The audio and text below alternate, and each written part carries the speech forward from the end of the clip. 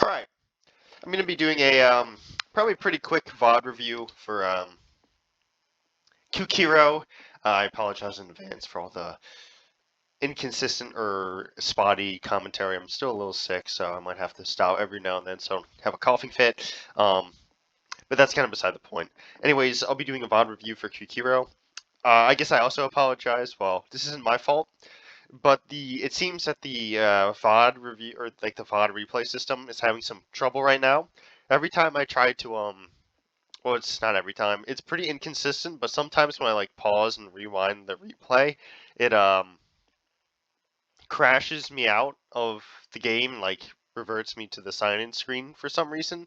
Nothing I think I can do about that right now. So I probably won't be pausing or rewinding as much as normal. Hopefully I don't have any issues. I mean, this is a pretty short game, so I don't think it'll happen. Hopefully, but it probably won't be as clear as other ones, unfortunately.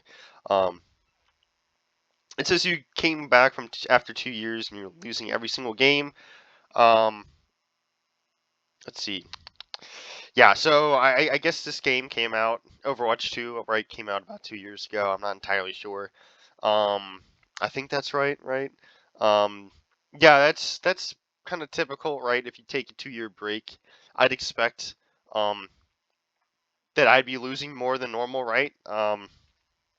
Like for example, I don't know what rank you were before you took a break, but I'd imagine like especially if this is your first day back, you won't be playing at your peak or whatever you were exactly when you left the game, right? Um, and it says that you're surprised that you have to try this hard in quick play. It's kind of a misnomer, I guess, that people think quick play is easier than comp consistently. That's not entirely true. Generally speaking, the competition will be worse. But quick play also has an MMR. That's at very least for new accounts, but this probably isn't the case anymore. Effectively tied to your ranked MMR. For example, I'm a top 500 tank, and my quick play MMR, and or sorry, last time I really played, I was masters on all the roles, right? Post season 9, right? So yeah, that's besides the point. My quick play MMR frequently just gives me pretty much like top 500 lobbies, master top 500 lobbies, depending on the role, right? It's incredibly rare that I see anyone in my quick play games that's below like high diamond. Right? So, and as like a separate aside, around season 5 or 6, I don't remember exactly when, but I remember it's before the hog rework and before the season 9 rank changes, right? I made a new account specifically to like play other heroes, right? Because at the time I pretty much only played Hog. Um, and I did my placements, whatever, and my MMR was like obviously high because the games were pretty tough at the time, right? I mean, they weren't like super tough, but like I was obviously playing against at the time like GM players, right, in quick play.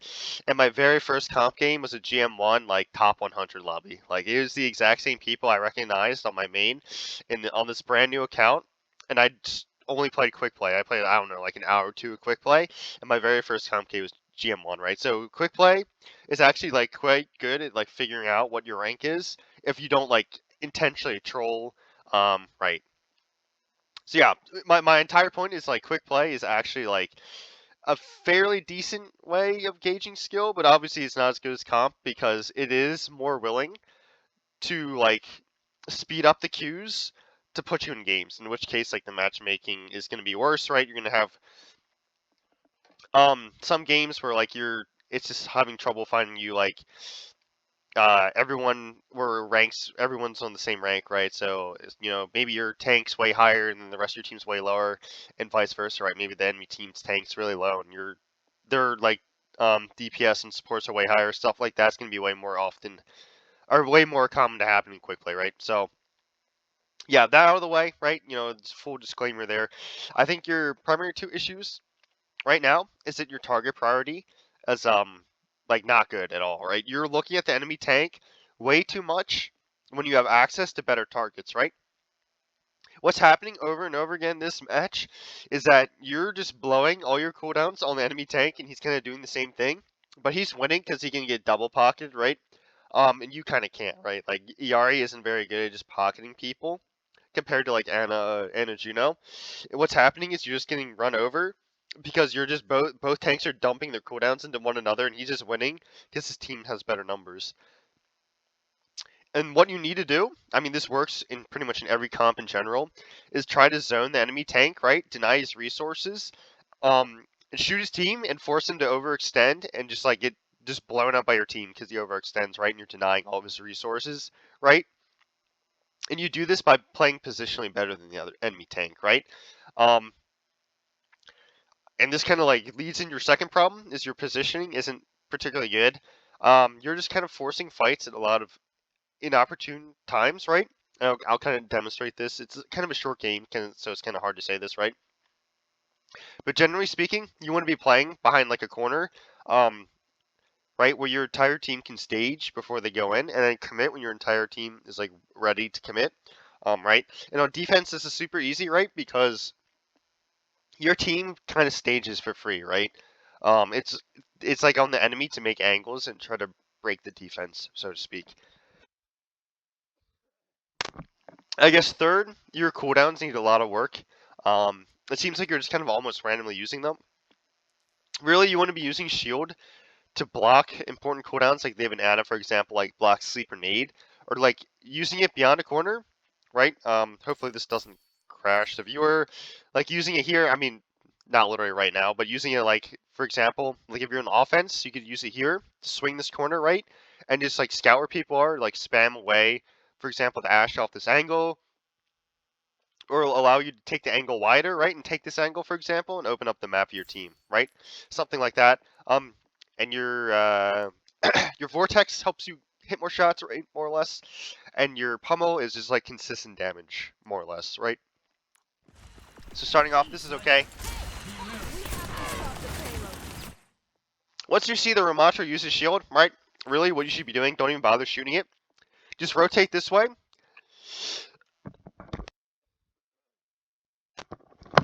And see if you can shoot his backline, right? Like if you just spam, I think that's the sim right now. You're getting way more value than just like chipping away the Ramatra shield. One, the Ramatra shield has 1,000 HP, right? So you're like never gonna break it with your team comp, right? You're not a very like shield break comp. And two, you're just taking a ton of unnecessary damage from sitting out in the open without cover, right? But if you come this way, you have cover and you can shoot a more valuable target, right? Making quick rotations like that's really valuable, right? You're getting no value from doing this.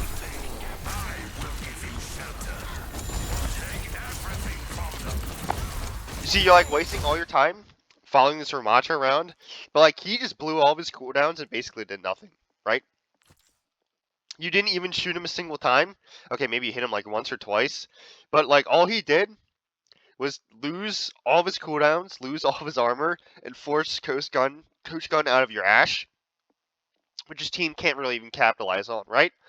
Like that cooldown doesn't really do anything for their team lineup, and it's not in. So what you should be doing when he's just trolling off on the side, trying to open the angle up of your team, because you have all your cooldowns, right? And seeing if you can punish his backline for him being overextended. Or if you catch him trying to run away, right, and you see he's really low, you can shield behind him, vortex him, and just kill him for free afterwards, right? You have multiple options, but just chasing him around is just like not the move, right?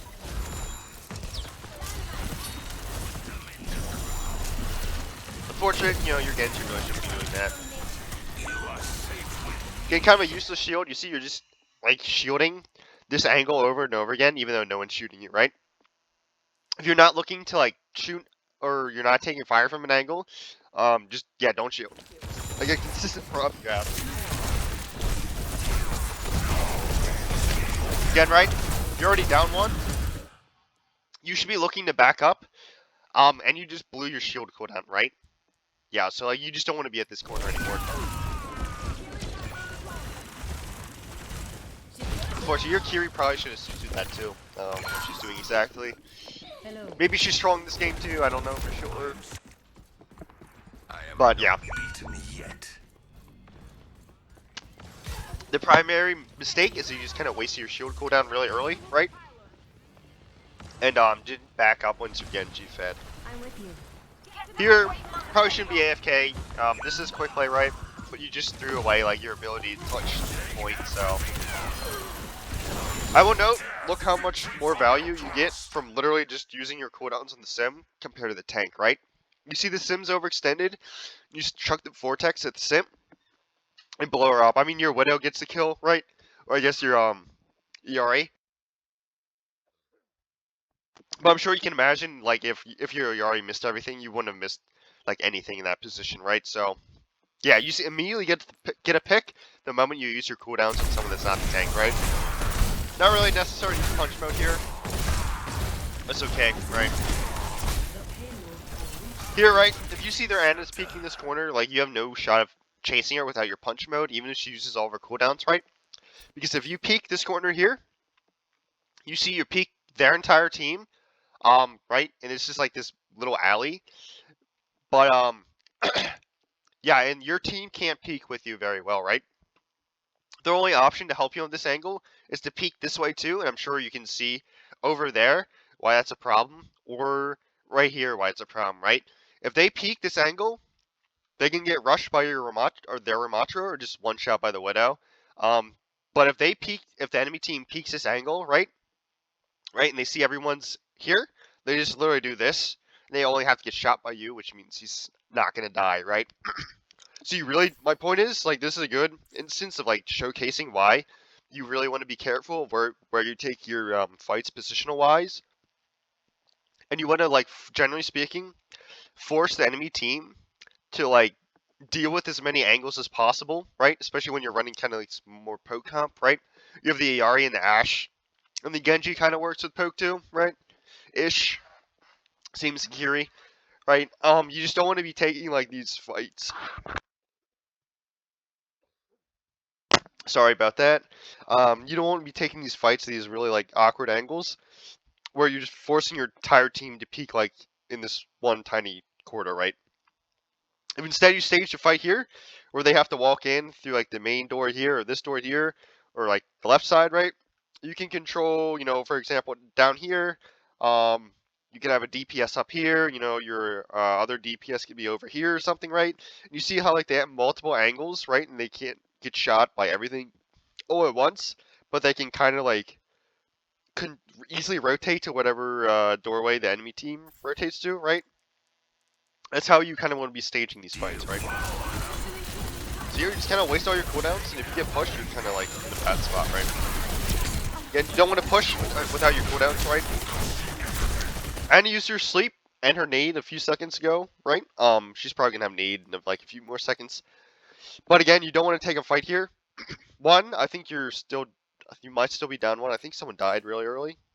Not entirely sure. Okay, maybe not. No, I'm thinking of the previous. Oh yeah, your Ashe died really early, right? So you're not only taking a 4v5, but you're still forcing your entire team to peek like this open angle, where you're just gonna like get guaranteed to lose a fight, right? And because you're fighting too close and forcing your teammates to peek this angle, right? See, their Ramatra catches on, and its hard pushes your team, and you can't stop them, right? You literally cannot do enough damage on Ramatra to stop the enemy tank from running in. I mean, that's not necessarily always true, but like, you shouldn't be trying to mirror the enemy tank unless you have no choice but to do that, right? You have to beat the enemy tank by conserving your resources better, right? And punishing people's mistakes positionally more often than the enemy tank punishes yours. Like, if you're mirroring the enemy tank, yeah, you just don't want to do that unless you have no choice, which is unfortunately going to happen more and more often as you climb, right? Well, this is completely avoidable fight if you just didn't take the fight in this position, right? I normally skip forward here, but I don't want to risk the replay crashing, so not much to take here, just to walk back. One small piece of advice: you can pop your Nemesis form to get back to the fight sooner, right? Because you do get a movement speed bonus.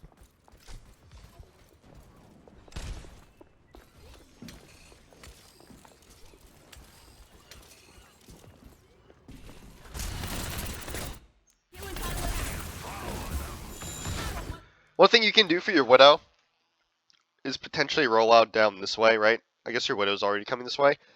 This is kind of a tough point to retake once they're already this close, right? Because they're only like 2 small doorways.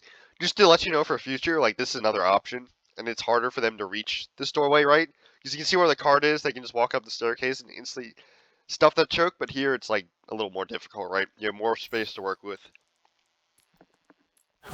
I don't think this is necessarily the wrong option, right? Here, I'm not going to rewind, just for fear of crashing the replay. But what you're doing, clearing the turrets, is fine. The mistake you made is that instead of walking here to clear the turrets, you stand like right here, right? And I'm going to ask you this question. Maybe you can pause and ask yourself why there's such a big difference between standing here and standing here. Um, you know, I'll tell you now. Obviously, if you stand here, right, you see how many people can shoot you. Just imagine the Ramatra was like here a few seconds ago. If you stand here, you can get shot by the Ana, the turrets, the Widow, and the Ramatra. But if you stand here, the only thing you can get shot by is the Ramatra, right? So you go from literally taking like 400 DPS or something from standing here to only taking like 100 from standing here, right? This is kind of like a positional cover usage thing. It's something you really want to keep in mind with for tank, right? And I will say, if you take this angle here, you can shield off the Ana. Apologize again, right? Which blocks the Ramatra from getting healed, right? And if the Ana overextends past the shield to try to heal the Ramatra, she's really easy to punish, right? You use Vortex of 4 and punch her, and she just like dies in like 2 seconds, right?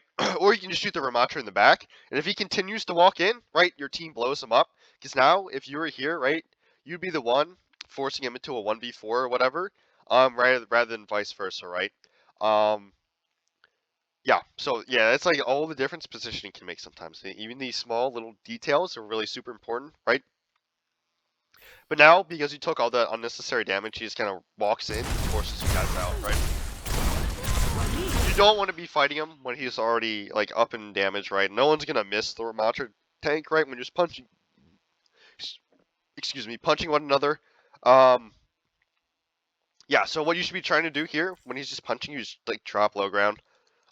So if he extends and wants to continue punching you, he has to do this, right? And look down, which lets your team just shoot him for free, right? Like he has to make an extra decision if he wants to keep following you there.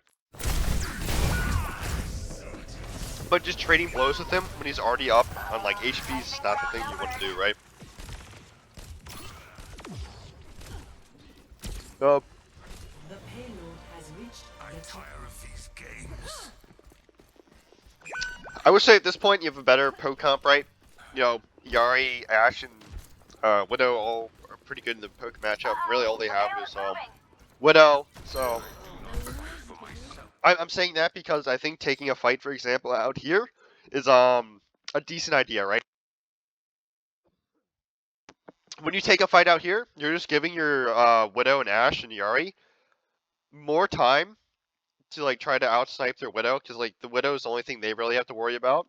And if you just like stall out the fight in the open for as long as possible, you're just giving your snipers and like Hitsuki and Yari as much time as possible to output as many picks or as much damage as possible, right? They want to take like the faster fight with Sim TP and like whatever Juno speed, right? So I think like normally it might be a little risky to fight out here, but like with these team comps, it's in your favor.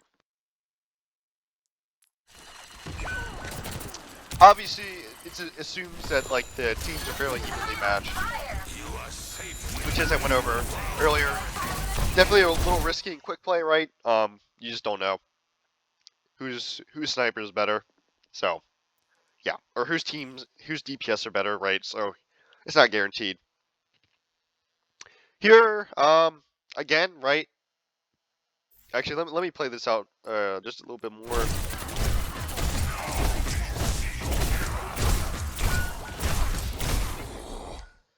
Fortunately, I'm not really sure. I guess she's teleported behind. I think that's a new like teleporter range thing.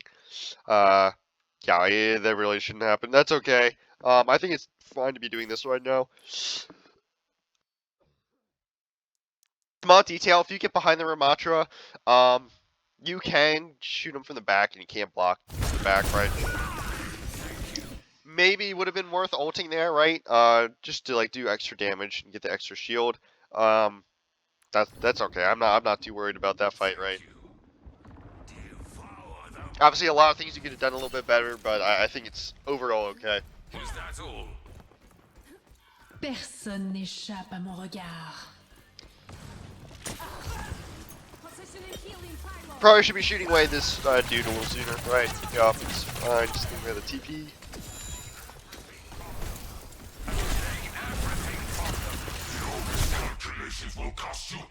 Here, I would be okay with this if you had your vortex. You see, you just randomly kind of chucked your vortex without looking to see who you've been hitting, right?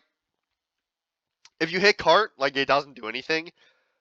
God, that's really weird. I guess she just died. Yeah, because they just take cover for free. Like you see how safe this Juno is. Like literally nothing can hit her, even if you like hit her with all the vortex, right? She's in no danger of dying. You should be looking to see if anyone's overextended and just chuck the vortex on them, right?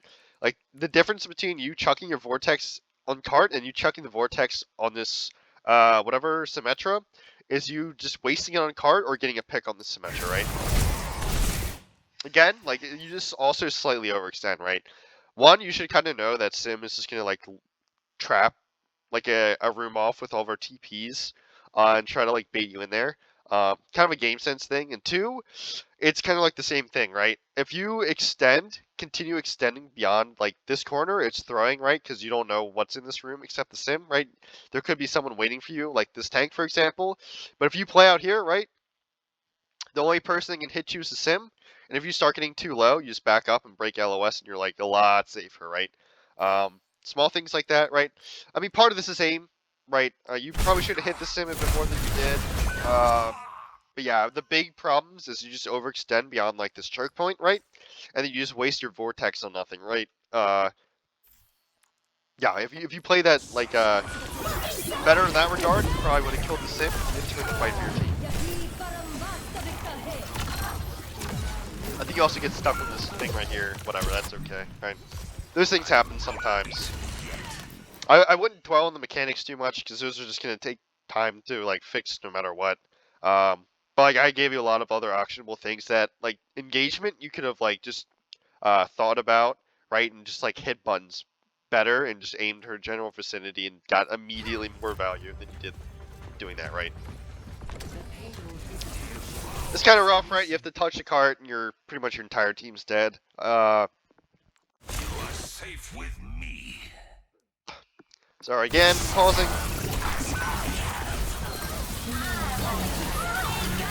I'd be anchoring cart, right? The Sim's already full beam, so you don't really want to be fighting her, right? You see there's a much more vulnerable person or cart. I'm not going to rewind, but she was literally just standing up here and not moving for like the entire fight until I guess your Kiri came down here.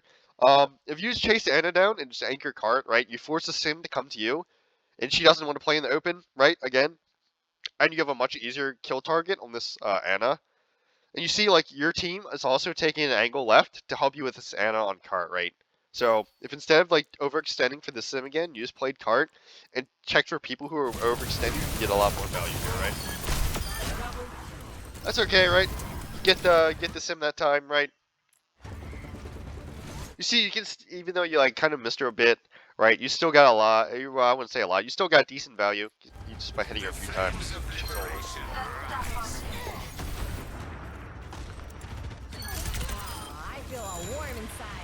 You could definitely be peeking right now, right? Your team still has the poke advantage. What you don't want to have happen is the Sim just teleport up here for free again, right? Just immediately get on someone. You should be letting your team try to take angles here potentially, and just try to blow them up as they come in, right? Just don't let them touch for free, right? There's no reason to be playing so far back right now. They don't have like a ball or some or a tracer, you know, someone who can really easily just immediately like sneak onto cart, right? Really no reason to be doing nothing, right? Especially as tank, like your Ashe has to play kind of far back because if she gets teleported on, like out here for example, she's kind of like in a bad spot, right? But like you have like literally zero chance of dying if you just spam from out here, right? You can catch on if you play like literally right here and just peek. You don't even have to shoot necessarily. Obviously, you should shoot, but you should be like seeing, okay, they teleport to high ground, right? They're at a station here, right? You know, you can see what they're staging and trying to do, which is why like peeking early is so important, right? Okay, you probably should have caught the sim fell lower, right? Again, another useless shield. Literally, no one was shooting you there, so. And when I say the sim dropped lower, you don't literally need a drop and chaser, right? Well, that is, I would say that is definitely a an option you should have had the moment you saw her overextended, right? If you went really fast and just immediately dropped on her, you probably could have just insta-killed her. Because you went too early, her team was like still back here, right? She was out of LOS of her supports, and she has no teleporter to escape, right? So if you like instantly dropped on her, you could have killed her before she'd have put all these turrets up and just like immediately won the fight for your team, right? Now it's a little late. You just have to be aware that she's behind. This is good, right? Shoot down the sim.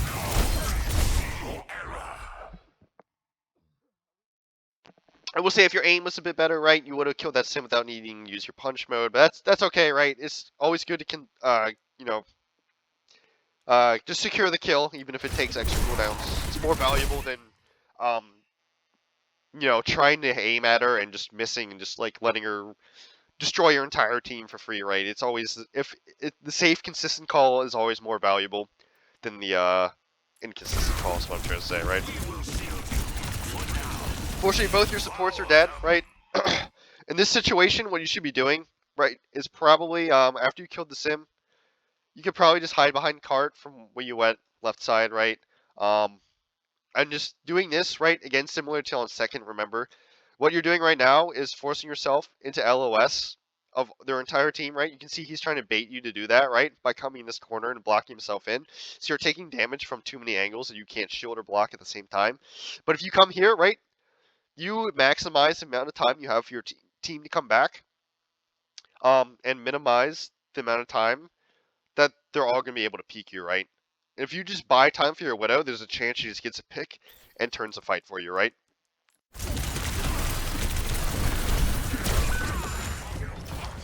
You see, your Kiri literally just came back alive, and if you play that slightly better by kiting to here, instead of just botting for the enemy Ramatra in the open, right?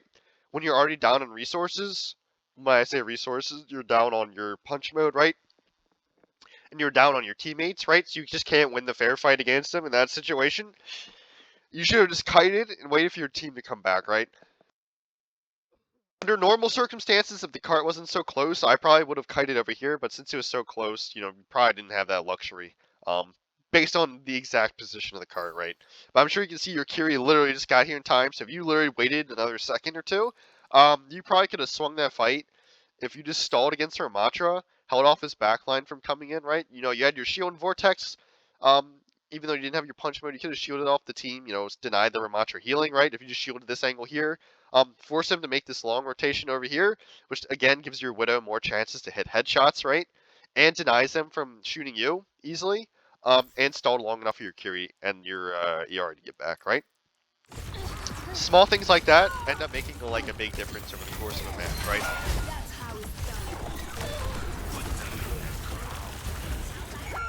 Yeah, I guess it's the end of the game, yeah. Well, I'll let it play out. I think your main just stalls.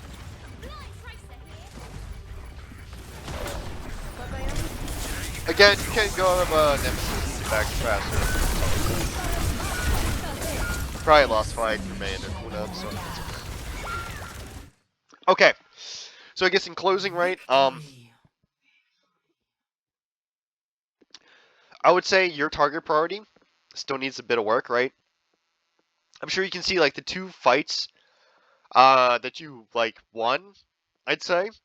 You just immediately started shooting the Symmetra and just got immediate value. Actually, well, I'll take that back. I wouldn't say the two fights you won, but the two times like you got very clear picks, right? Or I guess three.